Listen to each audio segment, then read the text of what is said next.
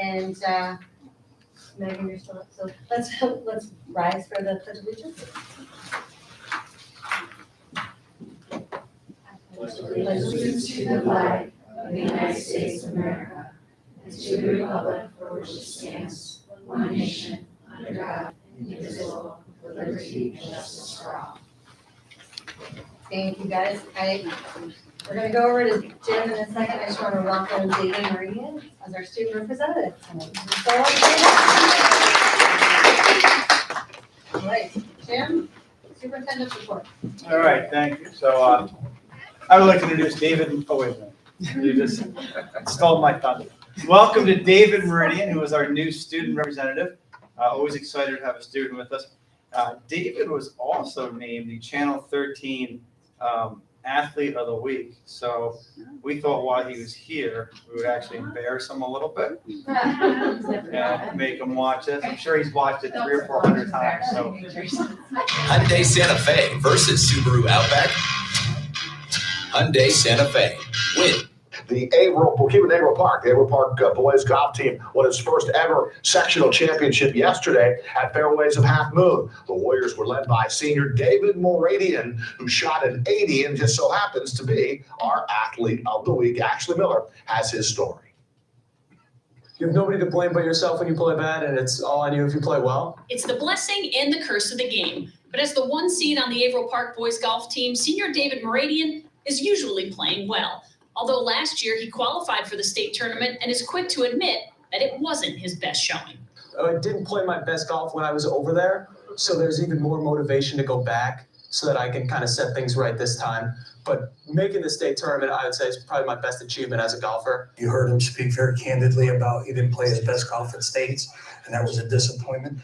But he took it like he does everything else as a learning experience. It'll make him a better player and a better person. Meridian isn't afraid to talk about his shortcomings. He doesn't claim to be the best golfer out there, but there aren't many others who are going to outwork him on the course. I might not even be the straightest ball striker on my team, but if I can be pretty sharp around the greens, that's where I like to save my strokes. And so I take a lot of pride in my chipping and my putting. Doesn't ever get upset. He has that uncanny ability. It's the ability we all want on the golf course to put away a bad shot and just focus on the next one. David's match average of 40.9 is outdone only by his 95 average in the classroom.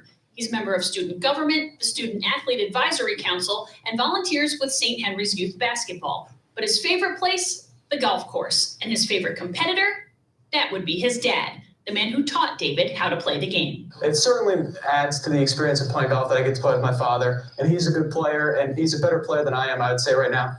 But there is a lot of motivation to try to beat him. And every once in a while I can get him, and I always like to remind him when that's the case. Reporting in Averill Park, Ashley Miller, News Channel 13.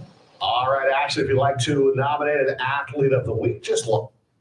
all right, so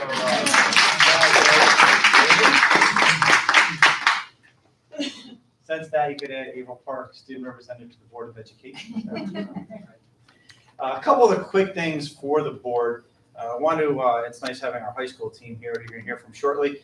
We've now been officially approved for our AP Bio class to be a college and a high school course.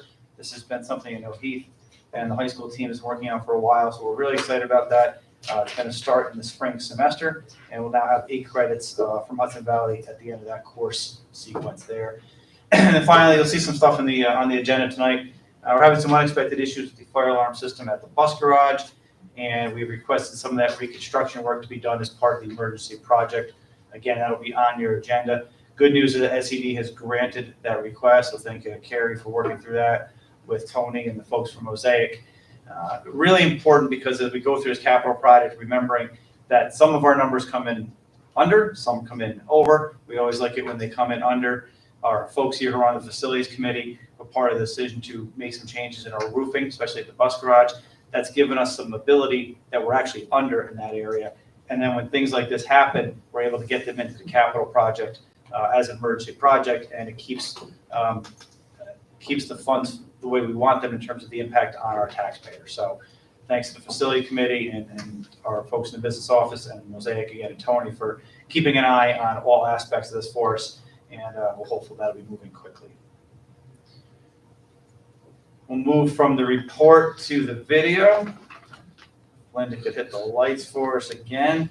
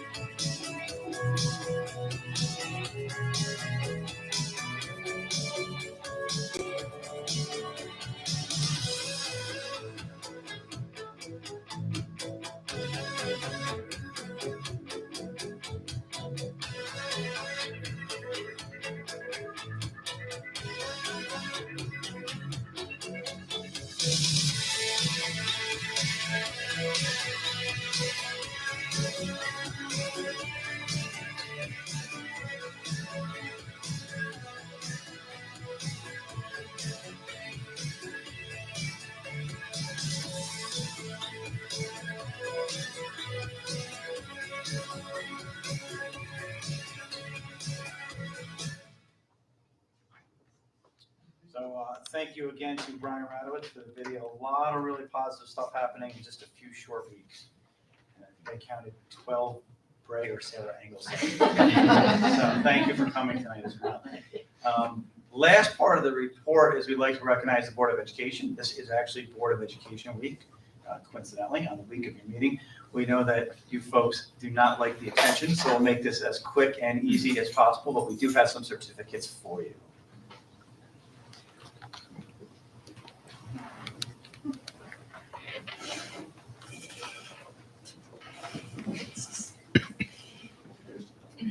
First up, Adam Stewart. Over here. Congratulations, thank you. Jackie Gerasi, thank you very much, thank you. Douglas Kelly, thank you for your service. Megan McGeary, thank you, thank you. Anne Maroney. Congratulations. Thank you.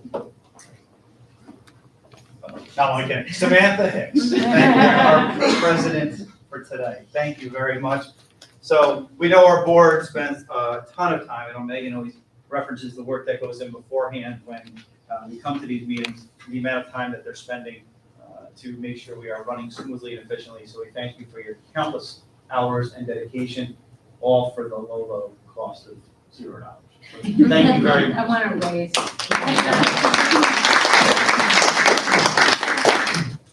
And if it's okay with you, that'll conclude the superintendent's report. I'll go right into the presentations. Sounds good. All right, so as we get this going, Matt will set up for the federal stimulus funds update. This is really meant to be a pretty quick update for you. As you know, we've received a great deal of federal funding, and we are required to provide updates to you periodically. So this is really that. Matt will walk you through it. There's not a lot of new information here, so pretty much just a review, more or less. That's Jim's way of saying, please do this quickly. This is the third time that I've presented this to you. The state does require, actually federal government requires that we do periodic updates to our community. So this is our way of doing that. So I'm really going to highlight just some of the changes that we've made since the last time we presented this. A couple quick reminders.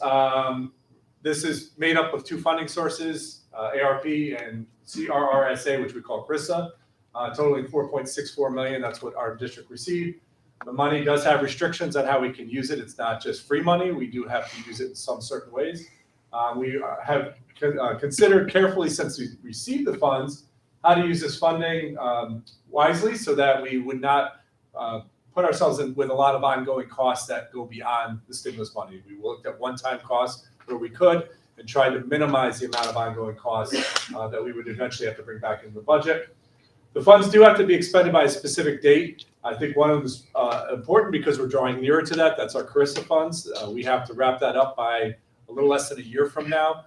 So we've already started working to make sure that we're going to fully expend those funds before next September. Our funding priorities, this again is just more of a reminder than anything new. We broke all of our expenditures into really 5 categories: supporting academic growth, social emotional learning, promoting effective use of technology in the classroom, developing capacity of our staff, and COVID logistics. So what I'll do is I'll break down those costs in each of those categories. What I've done differently this time is I've just highlighted what's changed. So anything that's in gray, that's kind of lighter, is exactly what has been presented the last 2 times that I've presented on this. So I'm just going to focus on the changes this time around. You can see it's either reductions or increases in the budget for these items. For example, our universal screener, we initially allotted $105,000. We've reduced that by $35,000 simply because we did not do anything with that last year. It was a little too premature to look at changing that. So we are still reserving money to do this potentially this year and next year through our ARP funds, but we did not need the funds for last year. We increased our special education staff by $25,000, and we maintained 2 positions. If you remember back in March, we had 2 positions in the budget that we kept going with the use of stimulus funds. That's a social studies position in the middle school and a high school PE position. So those are both now being funded through stimulus funds for this current school year. In terms of supporting student social and emotional needs, again, everything in gray has not changed since we originally presented this.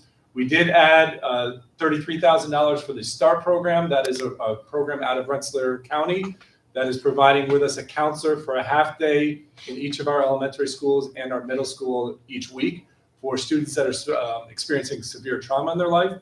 That gives us on-site support for that. So we're very excited to be partnering with the START program. That actually just started up last week. It's a contract that you'll see on the board agenda tonight. Our effective use of technology categories remained unchanged. We're still expending the same amount that we projected from the start.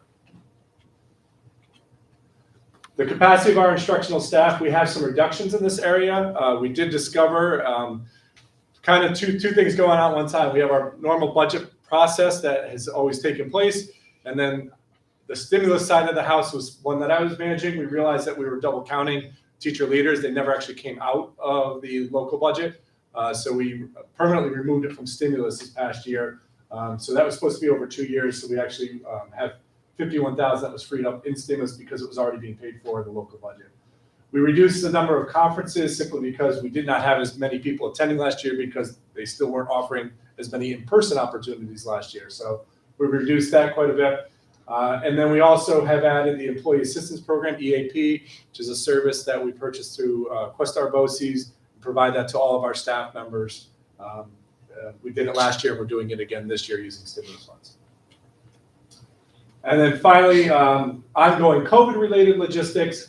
We reduced our alternative educational setting category by $36,000. That was specific to our K-12 virtual program that we offered students last year that had a medical reason for not attending in person. Those costs we had to project when we submitted this budget to the state. We had to kind of forecast what we thought it was going to be. It came in less than that, so we saw that as a reduction in that area. So all told, we've been able to maintain our budget where we're at by shifting some things around well within budget. We are starting to, as I mentioned with Carissa, we're starting to tighten up that a little bit closer to make sure that our expenditures are what we thought they were. This is a difficult process. We have to project 2-3 years ahead of time what we think we're going to spend on things. Sometimes things cost more, sometimes they cost less, but we are still well within our budget for stimulus funds. So we're just tightening up the Carissa side of things because we know about a year from now, we're going to have to wrap that one up. And we want to make sure we're not leaving any funds on the table. So we're evaluating that right now. As I mentioned, our next steps would be to look at those remaining funds for Carissa. That's about half of what we were allocated, $2.6 million that had to be expended. The big next part will be as we enter budget season, looking at what positions are in stimulus funds and making evaluations on them coming back into the budget or simply being funded through stimulus and eliminated at the end of this year. And then lastly, which was a real joy in all of our lives, we were chosen to participate in education stimulus fund monitoring, which is a state's nice way of saying it's an audit. We were every school district in New York State has to participate. Some have to do it in person, some have to do it virtually, and some just have to submit paperwork. We were chosen to do the virtual one. We were one of about 300 something schools. About 100 were chosen for the in-person, and about 700 were chosen for the submit some paperwork. So we didn't get the best, we didn't get the worst in the middle. So we won't be starting it. We were allowed to pick the time period. We wanted to push it as late as possible so that the funds would mostly be expended by then. So we asked for next fall. We didn't get our first choice. Our second choice was starting over the summer. So our fund monitoring will start in June of 23 and continue for next February, and that's in conjunction with state ed. So that will be a pretty in-depth process to make sure that we're doing everything that they said we need to do. Things like tonight are part of the stuff they're checking in on, making sure that we're spending it in the right categories. We've done a great job managing this. We have wonderful support. I'll mention Carrie Mancino is someone who's kind of my right-hand man with this process. She does an amazing job of tracking our expenditures and categorizing things properly. So I think we'll be in good shape, but it is something that will be looming on the horizon for us. Last thing that, again, more for the community, that any questions about our stimulus funding and how we're using the money can be addressed. We have a special email address, arpa@apcsd.org. We also do have a web page that has been set up all throughout this process, Averill Park K-12 NYUS/federal stimulus funds. Any questions from the board about this? Yeah, Megan. Did the state give any explanation or rationale for how they decided which districts had to participate in which part of the audit? No, they alluded to some really vague reasons that we didn't seem to apply for any of those. I'll go with Jim's theory of where we start with A and we're near Albany. So maybe that makes it easy for them. But they're not coming in person, which they are for some schools. So they are doing it virtual. But none of the criteria I saw would indicate why we would have been chosen for the middle one. Just lucky, I guess. Well, I just want to say you guys are doing a great job with the way you're managing the funds, and I'm sure the state will have nothing to look at, so. Thanks. Everything good? Thank you for that, and I think we can move right on to the high school learning team. Yeah, I'm thank really you. excited. Thank you, Matt. We'll move on, as Samantha said, to our first learning team presentation of the year. So as you know, we have our goals and our SMART objectives and our action steps, and take great pride in making sure all those are aligned using that diagram that we talked about a lot. So the arrows are all lined up. And we've asked the learning teams from each of the 3 levels to present to the board once a year. And it's been very well received by the board in previous years. So we're excited to kick that off tonight with the APHS learning team. Thank you for coming. Dr. Franchini, thank you, and to the board, thanks for having us back.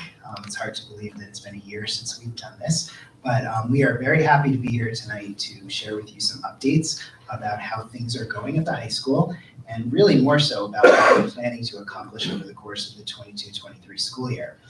We have an amazing group of people here who are going to be giving tonight's presentation. So we have some of our administrative staff, and we also have some folks from our building learning team. So we have Christina Mean, who's one of our assistant principals. We have Becky Leach, who is also one of our assistant principals.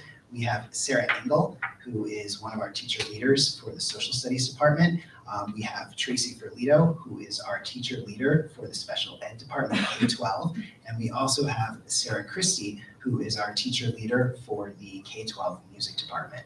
So we are extremely excited to share with you our updates for tonight. So I wanted to just start off by saying thanks to each of you for providing us each year with what have been very consistent board goals. I think what you'll see tonight is that the work that we're doing at the high school level is aligned very much with the goals that we've set.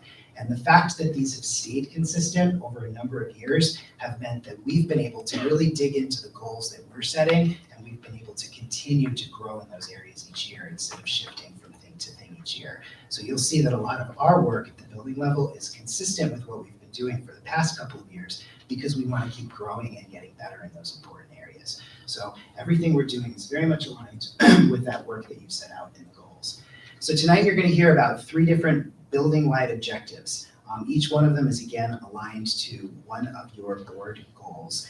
And those objectives are set up into 3 different categories. The first one you're going to hear about really focuses in on student performance and wanting to make sure that our students are doing well academically.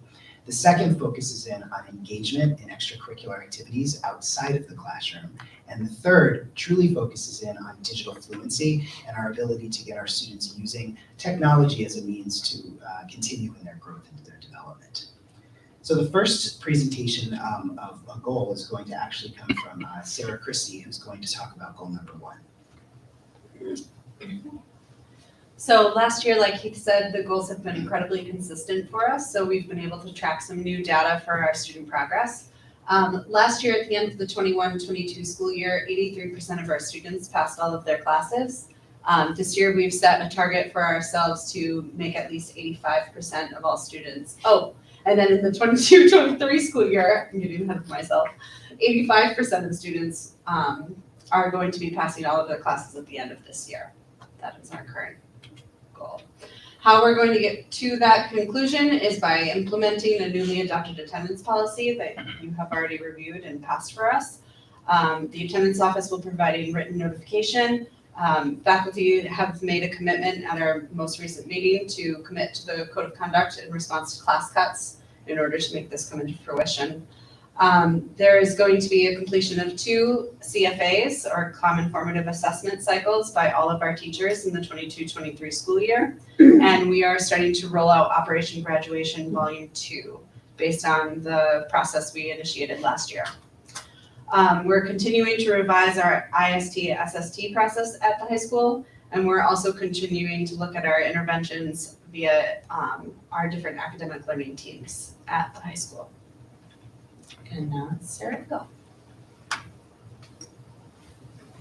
Hi, Sarah Engel again. So for last year, we had, for 21-22, what do we want students to learn?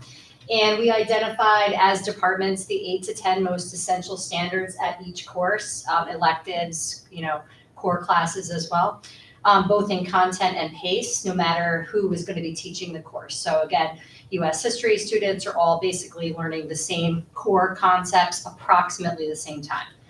This year, we're going to be working on the common formative assessments for each course so that we can make sure that we are assessing each of the standards. So we'll be basically doing 2 common formative assessments this year for each course. So we make sure that everybody leaves each course knowing exactly what they need to know, and we feel comfortable that they can go out in the world knowing the key concepts for each one. We are going to be working on what's going to happen if the students have not met with proficiency, and then eventually what is going to happen once they have reached proficiency. What are we going to do with that?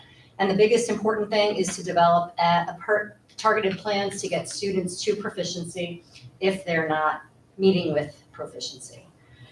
This is our 5-week progress report as of literally today. Student performance looks like this as of today.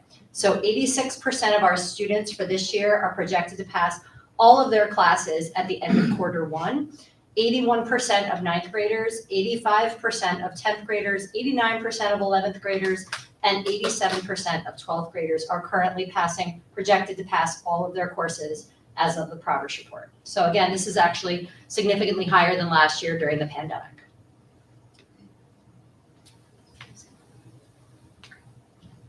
Right, I'm gonna spaz out over here, I'm not sure what to do. Thanks. So I'm here to talk about building objective number 2, which is to increase students' participation in extracurricular activities. Last year, we were at 65%. This year, we're hoping to increase it to 70% of having students participating in at least one or more extracurricular activities. This year, our action steps were we introduced 6 new activities or clubs to the high school, which brings us to a total of 36 clubs, and that's not including athletics.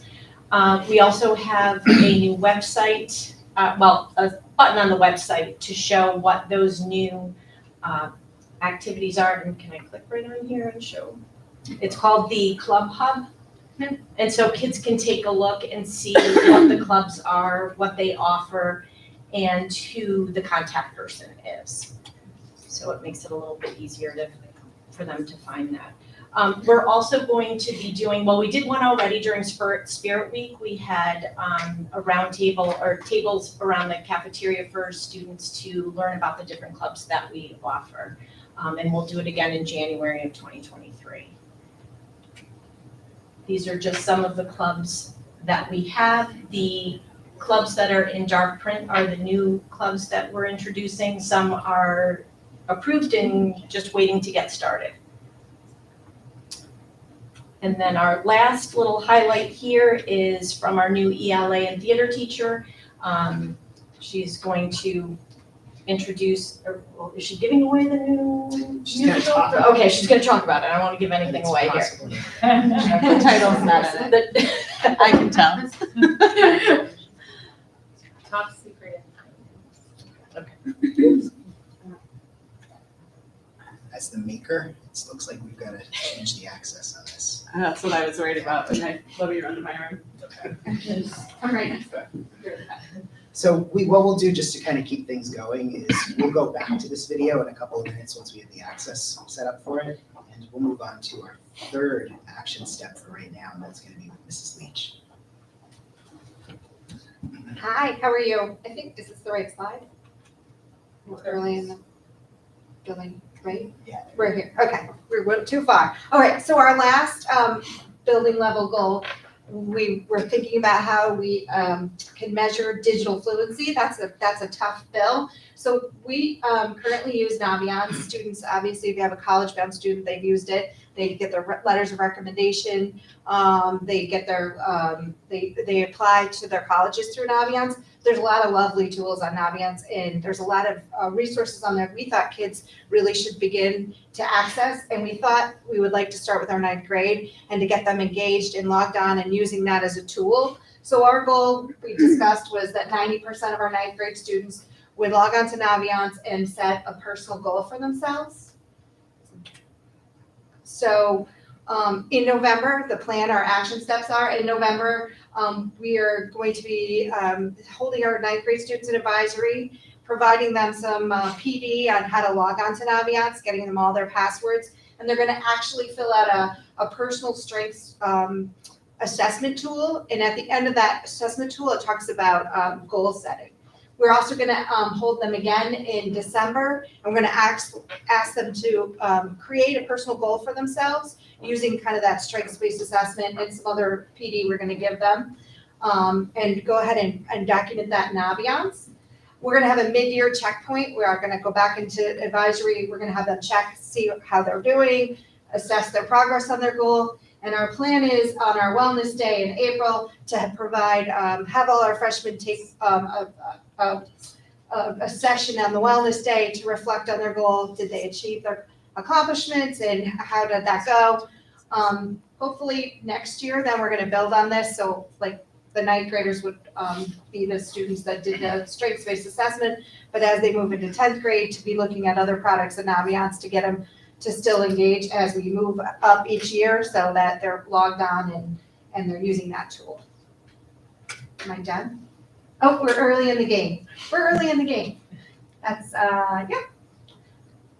What did I write there? Building wide SEL is meant instructional. Oh yeah, so we're developing the instructional videos right now. We actually are using a member of our SEL team. So there's 4 of us that are on the district-wide SEL team and they're kind of working together to get this developed. So stay tuned. All right, that sounds good. Sorry.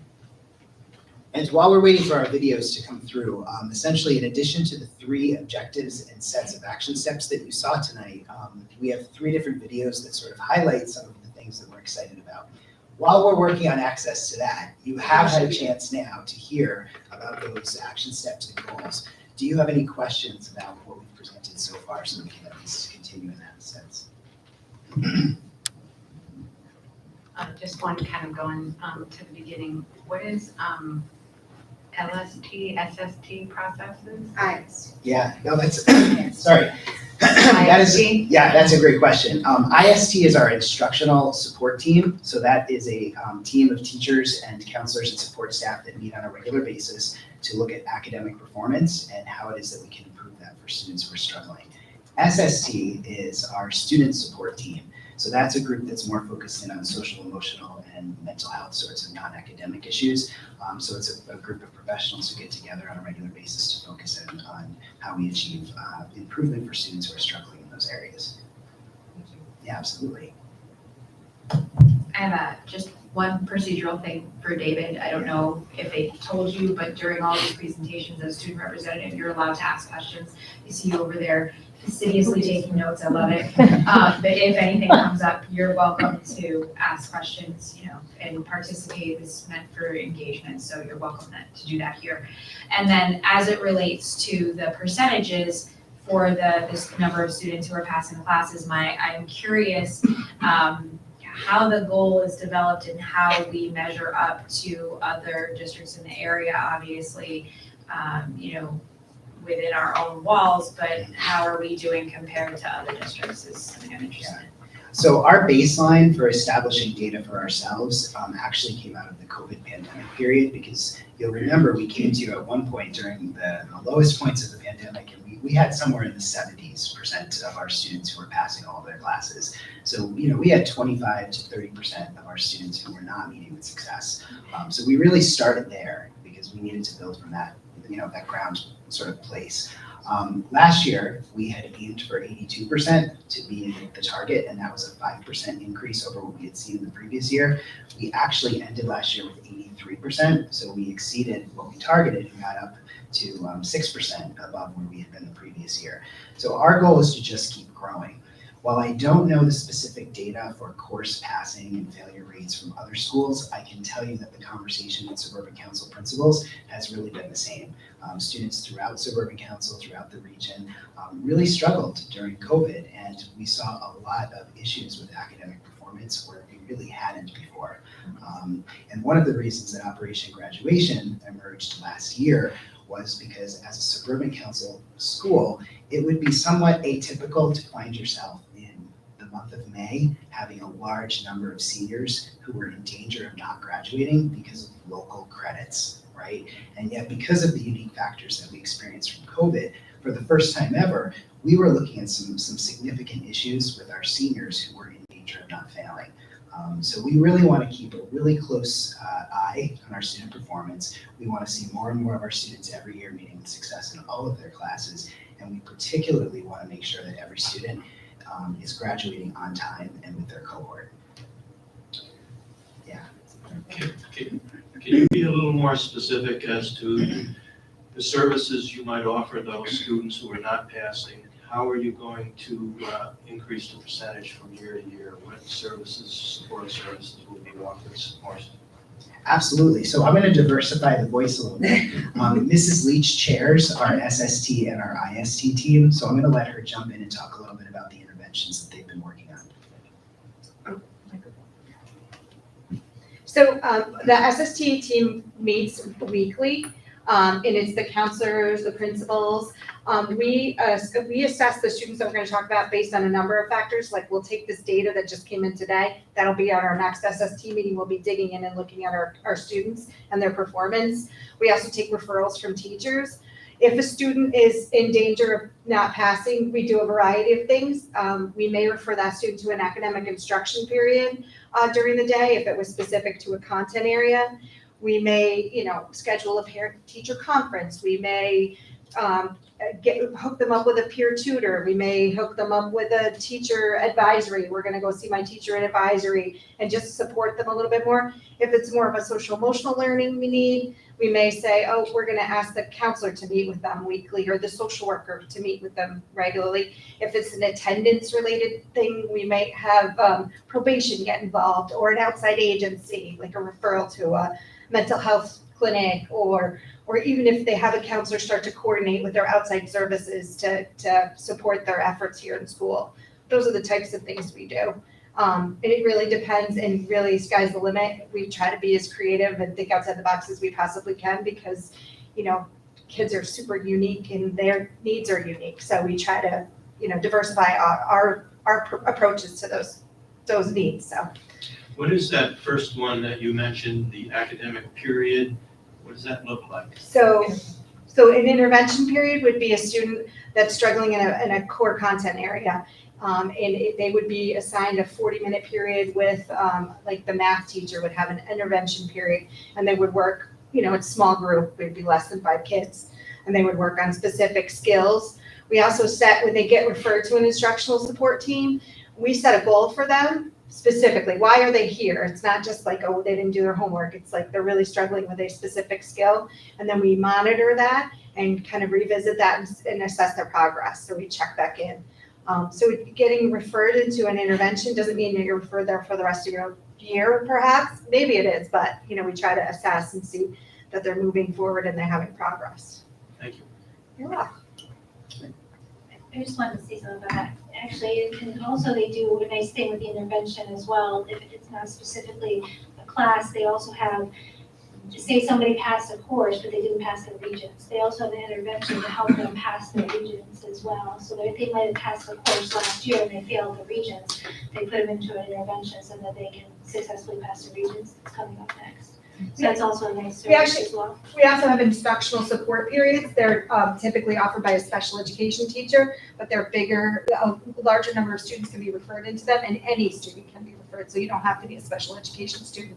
That would be more of this maintenance of, I'm having a hard time getting my homework done and getting, staying on top of things, so, yeah. Mr. Meridian. Can you hear me now? All right, I think I got it now. So I was wondering, and I'm sure that you guys have the previous year's data at your disposal, but the 9th graders had 81% passing where all the other grades were kind of above. And do they usually start to get comfortable in the later quarters? Or do you guys usually need to get your hands on and try to help them out more? That's a great question. I will say it is typical for us to start off with 9th graders struggling. It's kind of a natural part of the transition of going from middle school to high school.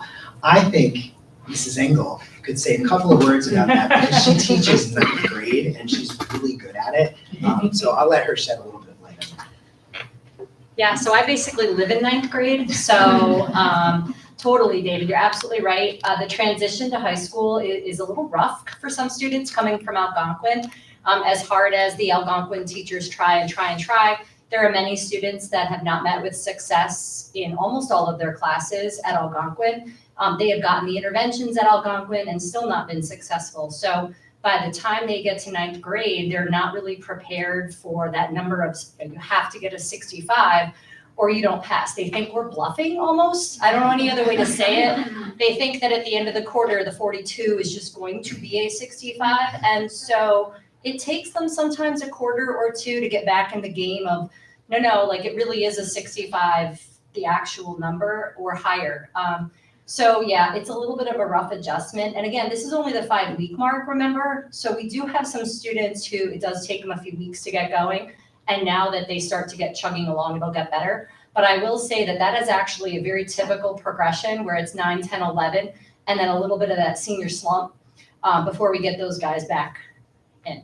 So any other 9th grade questions while I'm standing here talking about freshmen? Oh, great.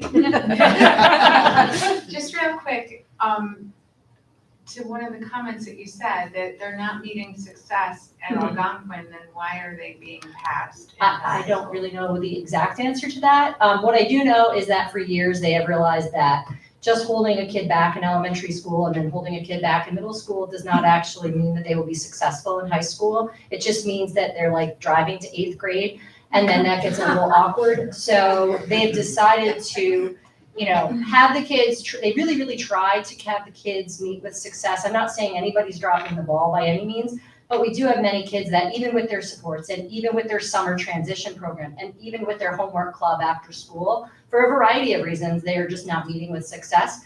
And it could be in comprehension, it could be in work ethic, it could be in a lot of kids with executive function literally cannot manage themselves, cannot manage papers, cannot manage online, can't manage to find the right classroom. So, we work on all those skills as 9th grade teachers, and it's actually quite a veteran team of 9th grade teachers, and the problems are generally all the same year to year. Even in the pandemic versus now, it's those same transition problems, but especially in this type of year where we're going back to full social, immersed in class type things. It's a bit of a, it's a wake up call for some of them, so. And Sarah referenced, so if we have kids that struggled in Algonquin, we do recommend they come to our summer program. We do, that we have a 6-week summer program where they're here all for 4 hours, and we work on some of the social skills and the executive functioning skills to try to get them prepared. Right, and this year we do have them, and last year, in a small group setting for advisory, which is that 25-minute lunch period that we don't use anymore as a lunch period. We use it as a help access type thing. So another 9th grade teacher and I we each have half of that summer transition program. So we have a smaller, more targeted population that we're sort of keeping a closer eye on. So that seems to be helpful somewhat to have somebody kind of monitoring your daily progress for the most struggling, 19 or 20 students. It really, just to piggyback on that, the research is pretty clear that retention is not a good thing for kids at that K through 8 level. And the difference in the middle school model is you can't retain a kid. You either have to retain a kid for a whole grade or not really. So when you get to the high school, when you get to credits, you have to pass the class or not pass the class. Where in the middle school model, you're either going to pass the grade or not pass the grade. So to hold a kid back might have passed or might have failed 1 class or 2 classes, or some kids are just not as mature or developmentally ready. You want them to get to the high school and get that clock ticking on earning credits sooner rather than later. So they do need 5 years to graduate. At least they start with 5 years of high school, and you're not nailing them down at the K-8 level, and they're starting at year 2 9 before they get there. So. As it relates to the students who are struggling, how much are you able to engage families in working with you to help their students be successful? We put everything we've got out there. So, you get a different response from different families, but, we do everything from just reaching out, from, creating relationships, all the way to going to people's homes. So, we have to go and knock on a door to get engagement, we're doing it. So, our SST and our IST basically work off the premise that we have to do whatever it takes, right, for each and every kid. And that looks very different depending on the circumstances. But generally, we're fortunate, right, at Averill Park that we have so many families who engage actively with us and are very interested in working together for their child to have success in school. Yeah. Great. Any other questions? So what we'll do then is we're going to wrap up with a couple of quick videos that just highlight some new staff and some new journeys that are kind of exciting in the upcoming year.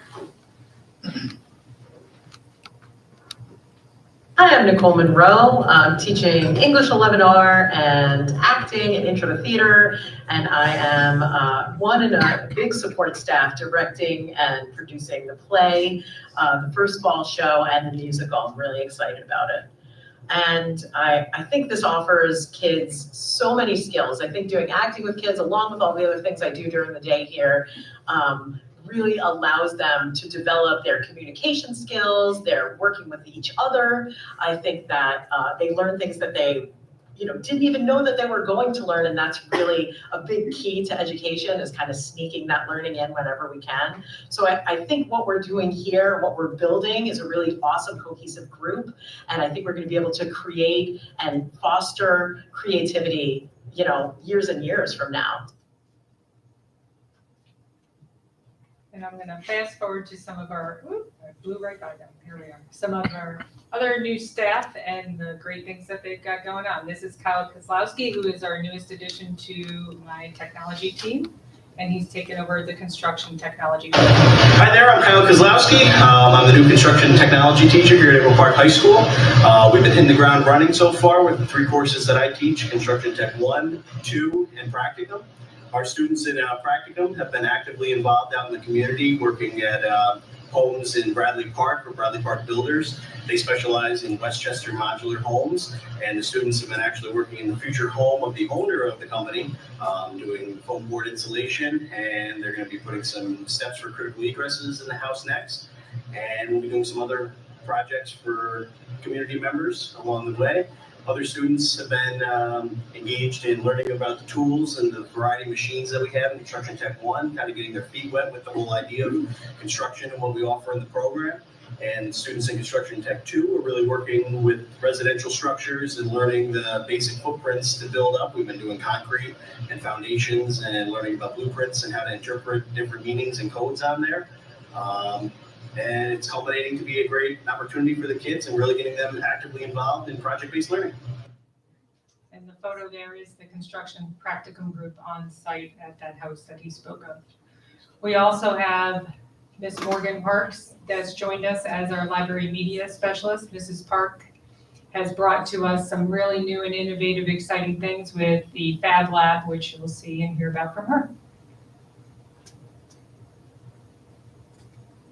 Hi, my name is Morgan Park. I'm the new library media specialist here at Averill Park High School. We have been looking at our library space and how libraries have been improving and reaching out more to the community and different types of students. And this year we have a larger focus on our makerspace called the Fab Lab. Makerspaces are really prominent in libraries today for a really good reason in a technology-forward 21st century world, because makerspaces allow students opportunities to foster innovation through hands-on experimentation. We have a ton of different low-tech and high-tech options for students to tinker with throughout the day. They can come in and use the spaces they see fit whenever they would like throughout the day and even after school. And it's really great opportunities for students to build and create and start new projects and continue on with old ones. All right. So a note on the Fab Lab and or the Makerspace. Dr. Franchini, is it correct that you might be planning a field trip, right, for the Board of Education to perhaps get in there and experiment? Yeah, we're going to take a tour of that space in a future meeting. So it's not quite ready yet. We want to make sure it's alive and well as it's in its infancy, but we're going to actually break from our meeting and take a walk down there during one of our meetings coming up. Yeah. So as you guys can see, we've got some pretty razor sharp goals this year. We're going to continue to focus on student performance. We're going to continue to focus on engagement. Our motto is, again, that we're serving every kid every day, right? And we're going to do whatever it takes to make sure that every one of our students is successful. So you can see the focuses that we've got. And I think we're also very excited that we have some really great new people who are bringing some amazing new work to the Averill Park community. So that's our presentation for this evening. I think before you go, just to jump on the last point, I do want to give credit to Kim. A lot of what you're seeing, I think the people that he chose there are very representative of 3 really challenging positions to find really high qualified people to fill. right? We knew we were in trouble in some of those spots, and there was quite a bit of work done there. And those are 3 really good examples, but there's examples throughout the district K-12 where we have hired what we think are really, really impressive staff at all varieties of stages of career, from first years to our new English and theater teachers got 20 plus years of experience. So we thank the board for their support. We've had to bring people in at higher than step 1. We have not taken the cheap way out when we know we need to get good qualified people in spots that are hard to fill. And Kim for coordinating that. We've gotten ahead and earlier on the hiring so that we have a chance to get those best candidates. And I do think we attract really good people here because of the work of our faculty and our administration and the support of the community board. So it's definitely paying dividends from the people that we're able to get through the door here. So just wanted to mention that. Are you all set now? We are all set if there are no more questions, right. and we thank you for the time. We appreciate it. Thank you, Keith and the team. You're certainly welcome to stick around, but you're probably eager to get home to watch the playoff game. It is a little bit of a rain delay, so take your time. But you guys, we're gonna continue moving along. So, Samantha, I'll kick it back to you for public comment, and I believe there are no blue sheets. There are no blue sheets, so since we don't have any of those, we can scoot past this public comment. We do have one later. And we'll just go right into, approval of the minutes, and can I get a motion? Megan, second by Ann. Approval of the minutes of September 12th, 2022. Any discussion? No. All those in favor? Okay, all those against? Nope. Okay. We are going to approve the consent agenda. Can I get a motion to approve all 3 business, personnel, and special education? Who went up first? Ann went up first. Ann went up first. I'm there to her. Megan went up second. Any discussion on the consent, business, personnel, and special education?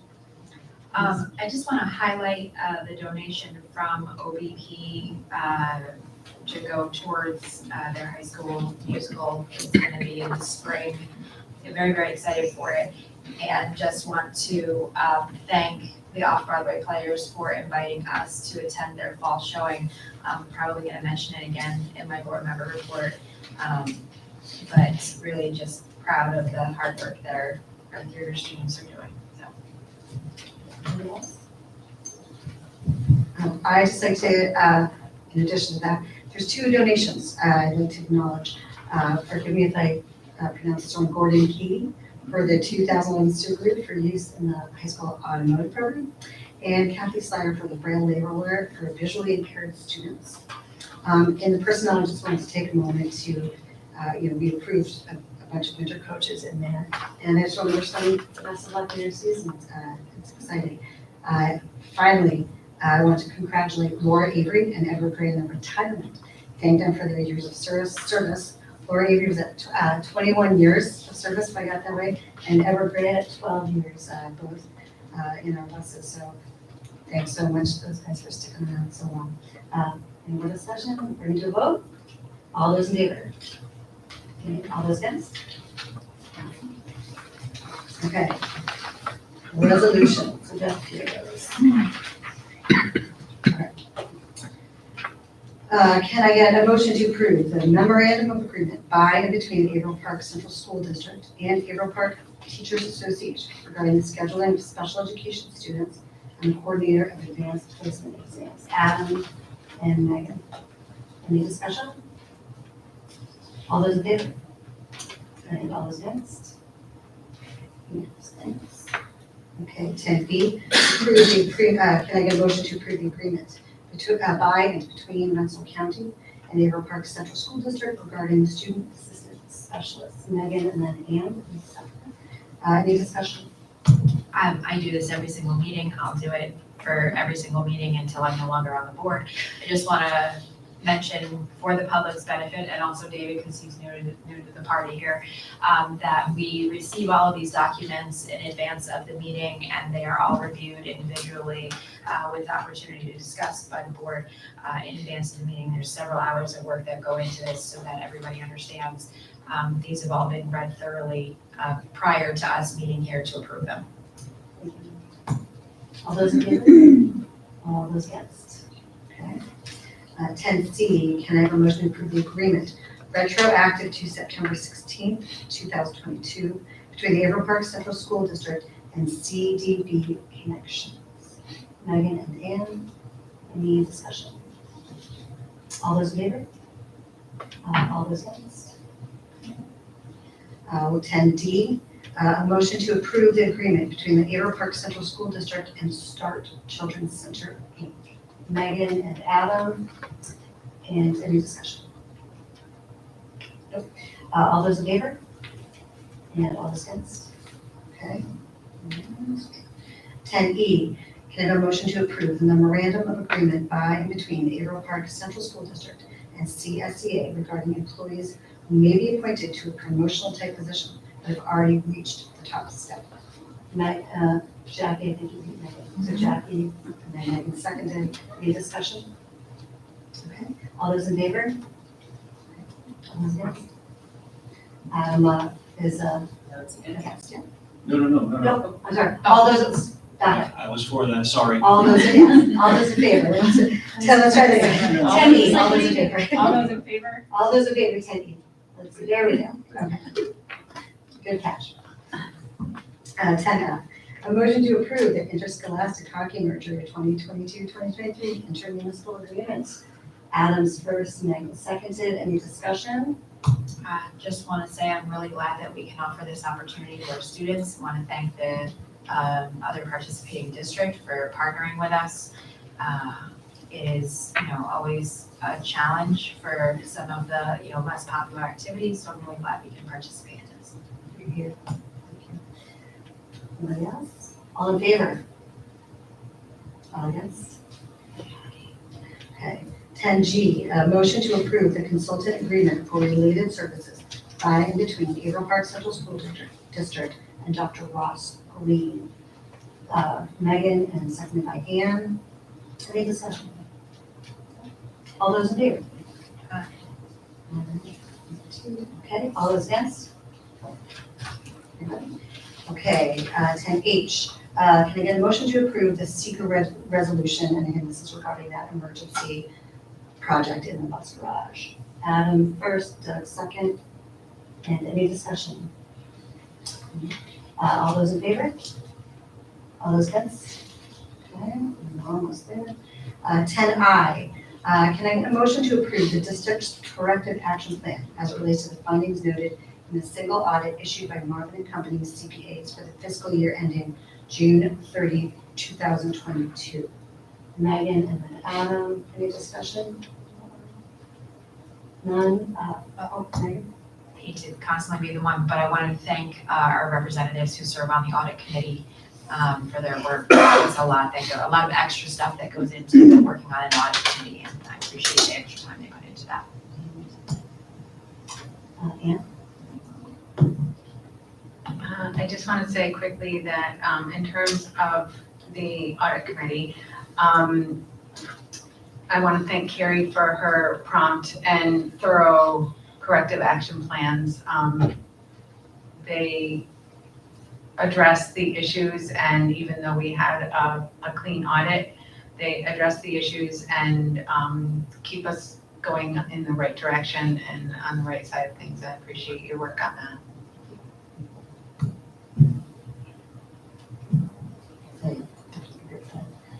Anybody else? All those in favor? And all those against? Okay, we're good to go. And last one, 10J. Can I get a motion to accept the internal auditor's 2021-2022 risk assessment dated May 17th, 2022?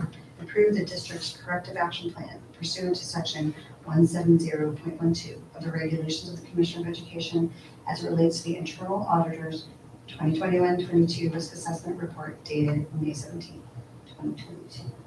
Was that Megan and Adam? Okay. Any discussion?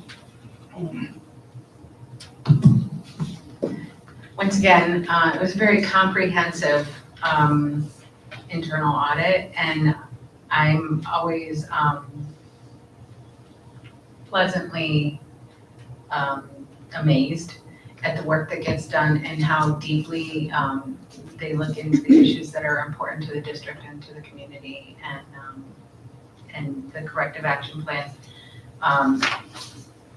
being prompt and exactly what needs to be undertaken in order to fix any minor issues that we have. But it is very comprehensive work that they do, and it's appreciated not only as a board member, but as a community member to know that we're taking these deeper looks, these deeper dives into the areas where risk tends to happen. So thank you.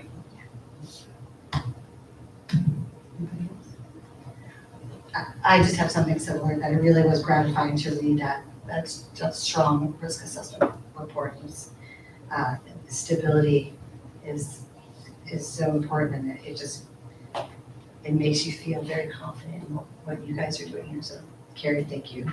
And I just want to, before you do, I just want to, be thanking me, but I just want to recognize my staff that's behind me, because they're really doing the day-to-day operations, and it's really to their credit, some of the evaluations that we get on these reports. So I don't want to stand here and take full credit, because they're really doing a lot of work, so. That's good to know, Carrie, thank you. All those in favor? And all those against? And we are good on resolutions. We have the first reading of a number of policies. We don't necessarily have to vote on these now. Do we want to open that for discussion? And as you may know, there is a policy committee that gets together and works through each of these ad nauseum. Every little comma, every little word, every bit of it. And that being said, I believe that we as a committee have addressed the issues that we wanted to be addressed. So I'm asking if we can waive the second reading. I want Megan to. Actually, I'm okay with waiving second reading on all except for the 0115 student harassment and bullying prevention and intervention. I had some questions about this, and because it relates to the safety and well-being of our students and some interactions that I've had personally in recent weeks and some concerns I have, I think that we should move forward with second reading. I think we need to have some, public review of the policy for the benefit of families and district personnel, so everyone understands what their, personal responsibilities are. I think it needs to be, quite clearly stated. And while I don't want to diminish the work that the policy committee has done, I know you guys go through this a lot. I think from the perspective of maybe a family where their student might be experiencing some of this, or even in cases where there is a possibility district personnel may have seen something, I think it just needs to be put out there, a little bit clearly defined. What specifically are you? Well, there's a couple of things as it relates to incident reporting and incident reporting and investigation. I think it needs to be more clearly defined about the requirements of students to step forward. I think we need to be clear on behavior that may be egregious enough that a student shouldn't have to step forward.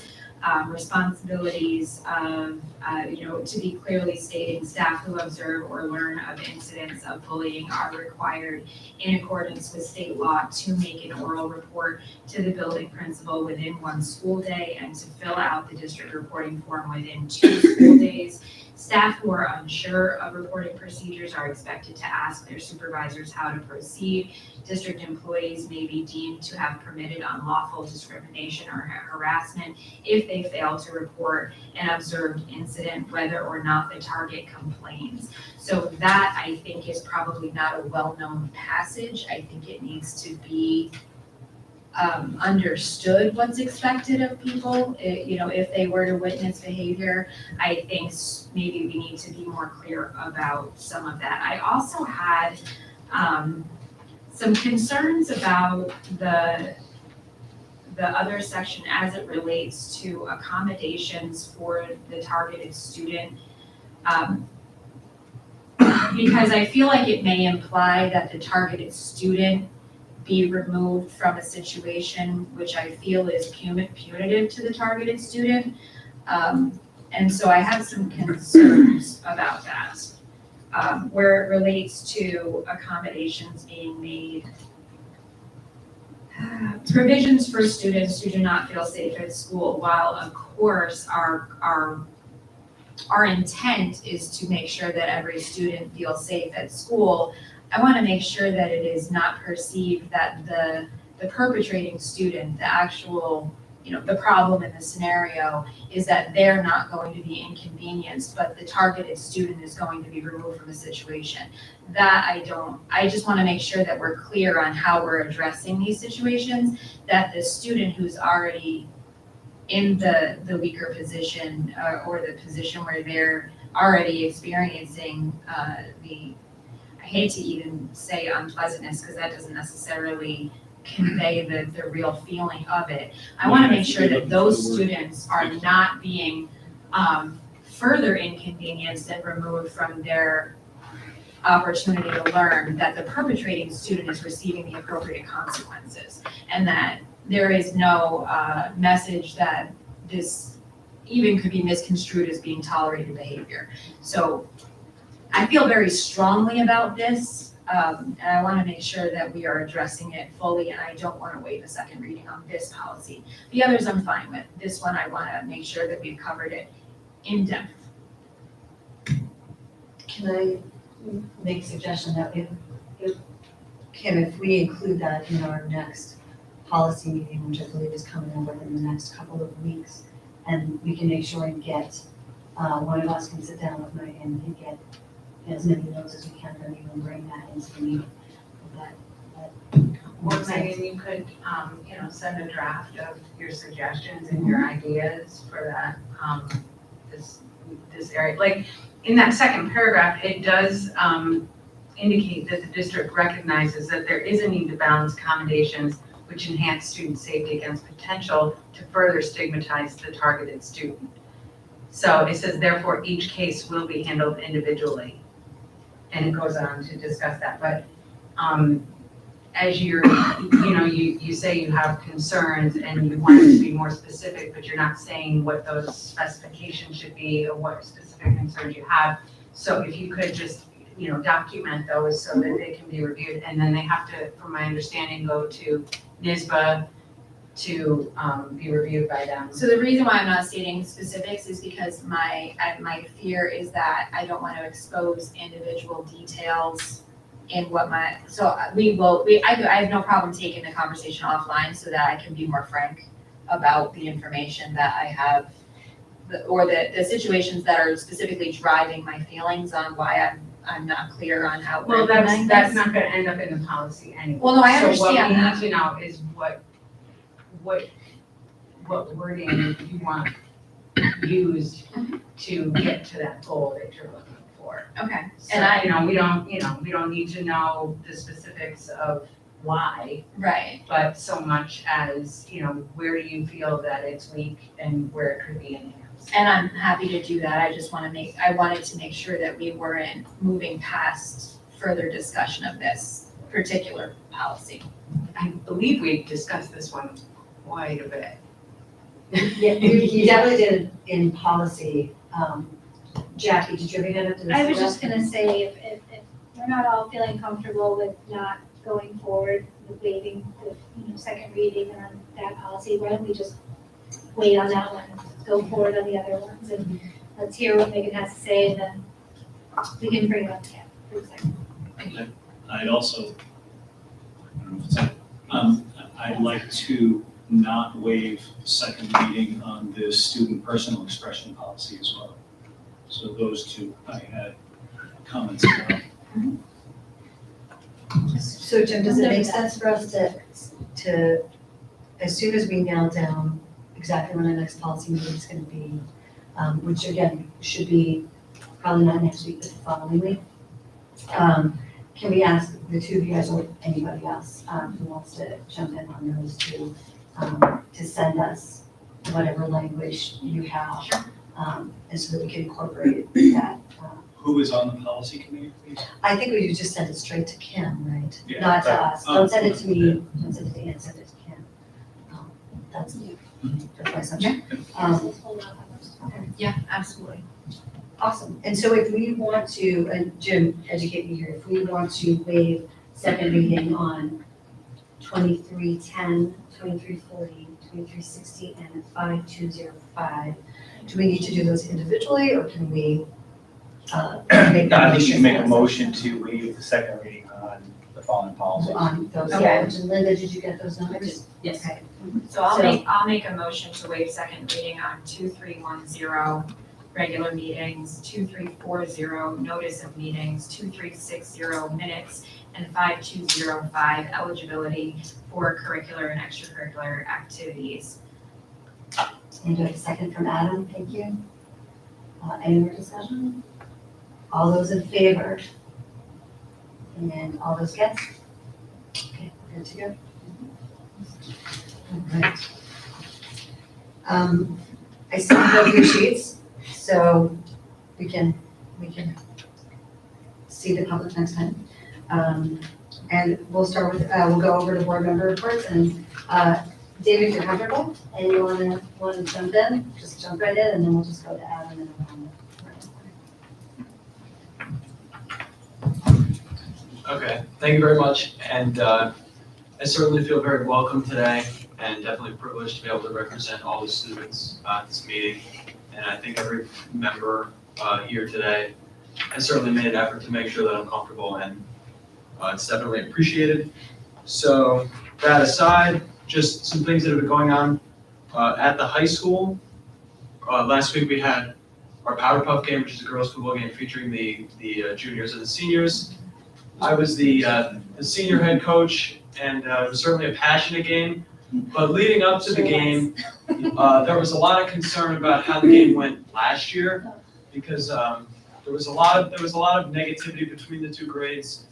There was a lot of, I would just straight up call it violence on the field. Yes. So there were for weeks, and even we really started at the end of last year adjusting the format of the game to make sure that it was a positive and civil game that was happening. And I think we made a lot of strides to improve the quality. So it was definitely, there was definitely some positives, and Dr. Franchini was one of the officials. So I think he might be able to speak to the differences in sportsmanship from the 2021 game and the 2022 game.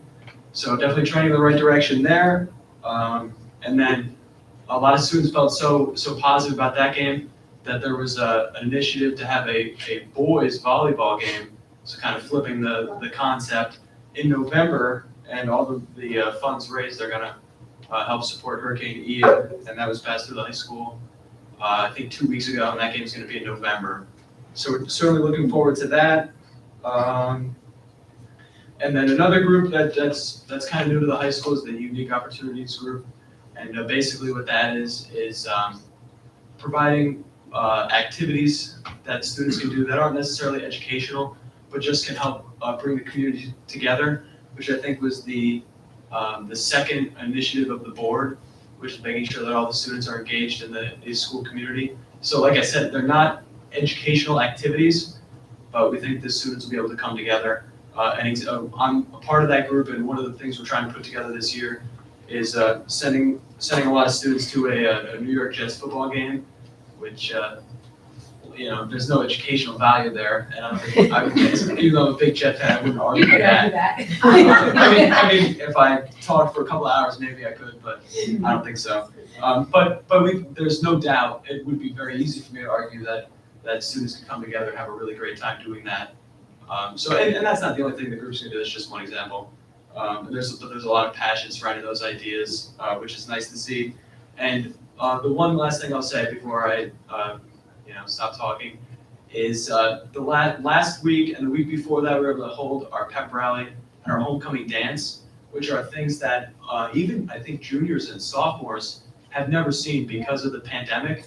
And there was so much passion and positive emotions regarding those events that I think probably have never existed before, just because we didn't have them for years. And when you lose those events and then they come back, they definitely held more value, which was really, really nice to see.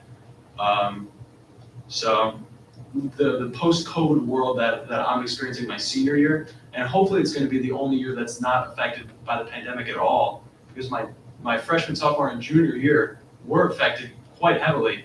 So if I could have one solid year that's not, that would be nice. And it looks like we're turning in that direction. So with that said, that's pretty much all the updates I have. And I'll just say again, I'm very appreciative of how welcoming this group has been, having me here and being able to represent all the students at the high school. So thank you. I think just to piggyback on what David said, that he deserves a lot of credit, as do some of our student leaders. There were many questions and concerns regarding last year's team, and they very proactively started doing stuff early to change that. And it was a much better product, as he said. It was much safer, it was much more enjoyable, and the whole climate and culture was much better, not just on the field, but in the stands as well, which is thankfully something that we're seeing across the board. There were pictures in the slide and the video of the middle school movie night and the homecoming dance. And that weekend, we had 1,000 kids on campus, 250 for movie night, 750 at the dance. And if you talk to Heath and to Rob, there was literally 0 reported incidents of any problems. So not only are our kids coming back and connecting to the school community, which is our first concern, right? But what we're seeing is the behavior has been exceptional. And if you go back to where we were a year ago coming out of COVID, not just here, but everywhere, we were kind of at an all-time low, it felt like, for behavior, in just terms of how people are getting along. So it's nice to see these events happening, kids re-engaging, and really just enjoying themselves and being appreciative and positive. So thank you, David. Thank you. I have a habit of thanking everybody in the world and then stealing everybody else's thunder. I'm going to be really tight this time. I wanted to thank the Off-Broadway players, Kathy Slyer, and especially Gordon Katie for their generous donations for our community. We were all in this together, and that's just a really good demonstration that everybody helps each other in Averill Park. And I want to send belated thanks to our custodians, because Custodian Appreciation Day was October 2nd. Oh, we didn't meet. Next year, maybe Custodian Appreciation Day. So that's all. Thank you. I have to say that I'm really happy to see David here. It's been something we've been wanting to bring back for a while. I actually served in that role in high school, so I think it's really just an important thing to have that connection with the kids and for them to see what we're doing. And also he provides more of an insight of what they're doing from the kids' point of view. That being said, the Powder Puff game was awesome. My daughter scored a touchdown. It was pretty cool. But they did really genuinely have a great time. And just watching, my daughter in elementary school do their fun run, and just, like you said, my son, unfortunately, junior and senior year were all COVID. So to see my daughter as a senior actually having a normal senior year and everything being back to normal, and going to the pep rally and doing all the fun things, it's amazing how different it is. And I see it reflecting in her grades. Where's my son's grades? It's different, like we talked about the struggles. So it's just nice to see everybody back and in good spirits. And I also really appreciated the high school team presentation tonight, and I was super duper impressed with the Club Hub and how many offerings and how diverse the offerings we have here are. In addition to the athletics, I think it really covers a wide array of student activities and student interests. So that's pretty impressive for our school to have so many different options for them. So that's it. David used a term, and it just brought to mind Friday night. I attended the football game, and talk about passion, student spirit, and passion. I was warned by a few adults as I was walking in, don't sit too close to the student section. Because boy, are they loud. And boy, they were. And the student section was packed. They were almost to a student wearing pink, and they just made a ton of noise. Very passionate, very supportive of their team, and the pep band, despite the cold weather, played the whole game. They really came through for us. I was really proud of not only the people on the field, but the people, our students in the field, in the stands as well. Everything was well played and well done. I just wanted to go back to the audit committee, because I was on the audit committee too, and I just wanted to re-emphasize something that Ann was talking about as well, and that is there are so many regulations and new regulations that keep being promulgated that it must be difficult for a business department to keep up with it, and then to be audited, and every little detail is being looked at by someone from the outside, and then to come through with a clean audit as they have done is really commendable. And I want to congratulate the whole team that you have and your leadership in that team to produce that wonderful result. If I see the word championship again, another one of our teams or players, or David, this is getting to be pretty routine. I don't know how you're going to be able to live up to this, at least athletically in years to come. Again, off-Broadway players, thank you very much. I look forward to the play and what's going to be coming November. I want to make everyone aware that it will be November 4th and 5th at 7 o'clock. And Single Man is the title of the presentation, and I'm looking forward to attending, that's for sure. And again, the high school presentation I thought was very well done. I think we probably could have gone on with a ton of questions, taken up too much time. The point is that they're handling so many different aspects of the high school in so many well done ways that I'm proud of what we have at the high school. Thank you for the presentation.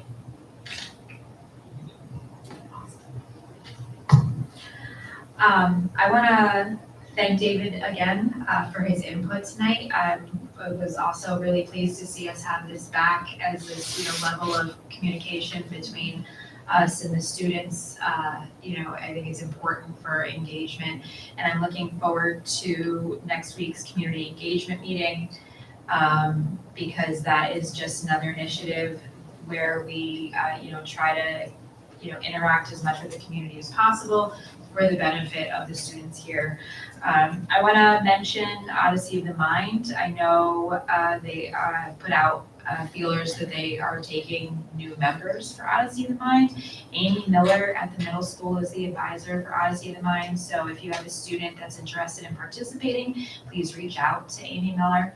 It's a wonderful program, critical thinking and problem solving program that a lot of students get a lot out of. And our high school Odyssey of the Mind team has been representing us and making us proud for several years now. So if you're interested in learning more about that, please reach out to Amy Miller. Also want to support OVP. Really looking forward to attending the show the 4th and the 5th. It's going to be a great one, and looking forward to the musical coming in the spring. So just keep an eye out for announcements regarding that as well. I want to congratulate our inductees for National Honor Society. The National Honor Society inductions are taking place this Wednesday at 6:30 p.m. And our National Honor Society students are our most dedicated, our hardest working, our most engaged. These students really bust their butt. It's not just even about grades. There's community service involved. There's letters of recommendation required. It's a process, and these students definitely deserve a celebration. So congratulations to our inductees for National Honor Society. You've worked very hard. I want to thank Sam for running a tight ship tonight at the meeting. You did a great job. I'm totally attentive. Skills that come in handy. And I appreciate the board hearing me when I raise concerns about things. It means a lot to me that we can sit together and communicate, and we respect each other's input across all lines. So I appreciate that as well. Thank you. And before you jump in, just to clarify the Odyssey to mine, we have a new address. OOTM at apcsd.org, so regular ending. But if anyone has questions regarding that, we started a new address dedicated just to that, so we can better funnel those questions and comments. So it stands for Odyssey of the mind. Thank you. By the time it gets to me, most points have been hit, most gratitude has been made, so I'll just forego that. And I want to thank you, David, again for coming. Fantastic to have you here. And when we had the discussion after the presentation, Megan and I looked at each other like, what a great question. It was really fabulous. And I love having the students' input and knowing, what's going on from your perspective. So it's really fantastic to have you here. I'm so glad to have you here. And, we're here to bounce off questions too. So I just wanted to reiterate, welcome to you. And that's all for me. Thank you. Yeah, I can echo what Dan said, that you guys hit all the high notes. I can't wait to go see this show as well. It's great to have you here, and actually one of the top thing on my board report is my late father was a very, very serious golfer, and he taught me when I was okay. I am now teaching my 8-year-old,